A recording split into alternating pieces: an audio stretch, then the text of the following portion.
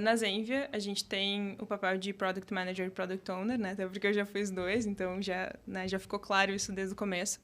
Mas o Product Manager, ele dá um passo um pouco além do que os Product Managers de mercado normalmente fazem. Então, tá um pouco mais em contato, né, com a estratégia, né, na definição, muitas vezes.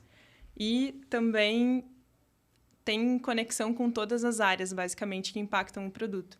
Então, tem conexão com CS, tem conexão com controladoria, com engenharia também, obviamente, né, que é uma área super importante, com a business line, que é separado, né, o time, a força de vendas, no caso, também está conectado com GTM, tem PMM também, né, então é um ponto muito grande de contato, assim, então tem que estar sempre focado nessas áreas e também no cliente. Então, tem os momentos de escuta com o cliente, tem também o time de UX, que tem muita conexão também para poder fazer pesquisas e etc.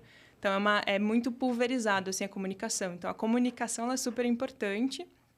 A gente tem várias cerimônias para conseguir alinhar essas comunicações e é muito focado no problema. Então, assim, é delimitar bem o problema, entender bem o problema, deixar bem redondinho para poder passar, né, para os POs quais são os problemas que a gente precisa resolver. E, claro, isso vai empacotado de diferentes formas. Às vezes são ações isoladas, às vezes está dentro de roadmap mesmo. Mas os POs, eles recebem esses problemas ali bem mapeados e trabalham em propostas de solução. E aí, no dia a dia mesmo, acabam indo mais para a próxima ali dos coordenadores, para o time de engenharia, e fica um pouco mais reservado ali entre portfólio e engenharia, que acaba sendo, né, o time de produto ali no fim do dia, para conectar ali as cerimônias, né, dos métodos ágeis e fazer realmente o delivery ali no fim das contas. Tem também toda a parte de suporte que está conectada, mas ela acaba sendo mais conectada com engenharia.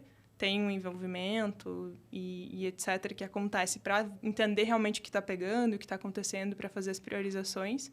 Mas, a princípio, tem essa divisão assim, entre problema e solução.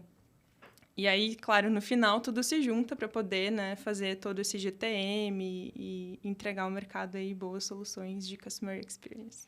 No final do dia, todo mundo tem que olhar para os mesmos indicadores. Independente de qual Exato. seja a sua função aí, é interessante que se o seu norte, por exemplo, é um crescimento de vendas, ou se é, por exemplo, melhorar a experiência do cliente, você tem alguma métrica, como, por exemplo, o NPS da vida aí, é interessante que o PM e o PO estejam olhando para as mesmas métricas.